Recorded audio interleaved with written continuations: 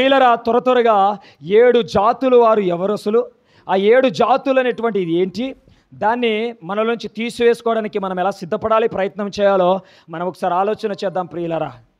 అందులో మొదటిది మనం చూద్దాం. యెహోషువ గ్రంథం 3వ అధ్యాయం 11వ వచనంలో మనం చూస్తున్నాం ప్రియులారా. అందులో మొదటిగా మనం చూసినట్లయితే 7 జాతులలో మొదటి జాతి కనానీయులు. కనానీయులు అనగా మొదటి విషయము, కనానీయులు అంటే దేనికి సాదృశ్యం అంటే ధనాపేక్షకు సాదృశ్యం. దేనికి సాదృశ్యం అంటే కనానీయులు ధనాపేక్షకు సాదృశ్యము. రెండో విషయం యెహోషువ గ్రంథం 3వ అధ్యాయం 11వ వచనంలో హిత్తీయులు. ఏమీయులు?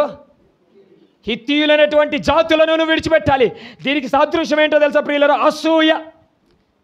మూడో జాతి మనం చూసినట్లయితే హివ్వీయులు. ఏ జాతి? హివ్వీ అనేటువంటి జాతి వారిని వెళ్ళగొట్టాలి. ఇది దేనికి సాదృశ్యం అంటే వ్యభిచారానికి సాదృశ్యం. దేనికి సాదృశ్యం? వ్యభిచారానికి, కామానికి సాదృశ్యం. నాలుగోది మనం చూసినట్లయితే పెరిజ్జీయులు. పెరిజ్జీయులు అనండి. పెరిజ్జీయులు అంటే కోపానికి సాదృశ్యము. దేనికి సాదృశ్యం?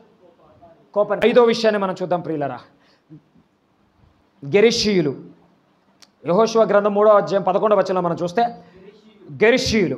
ఈ గెరిషీయులు దేనికి సాదృశ్యం అంటే తిండిపోతుతనానికి సాదృశ్యం. ఆరో విషయం అమోరీయులు.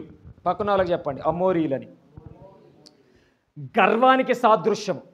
అమోరీయులు అనేటువంటిది గర్వమునకు సాదృశ్యం. ఏడవది యొబీసీయులు. యొబీసీయులు పక్కన వాళ్ళు చెప్పండి యొబీసీయులు అని. సోమరితనం అని చెప్పండి. అబ్బా, అస్సలైన మాట. ఇక్కడున్నాం ఇప్పుడు. సోమరితనం. హల్లెలూయా. ఏ తనం అంట? సోమరితనం. ఈ 7 జాతుల వారిని, ఈ 7 క్రియలను మీరు మీ జీవితంలో నుంచి, మీ ఫిజికల్, మీ స్పిరిచువల్ జీవితంలో నుంచి మీరు విడిచిపెట్టగలిగినట్లయితే మీ ముందున్నటువంటి యోర్దాను నదిని నా దేవుడు దాటింప చేసి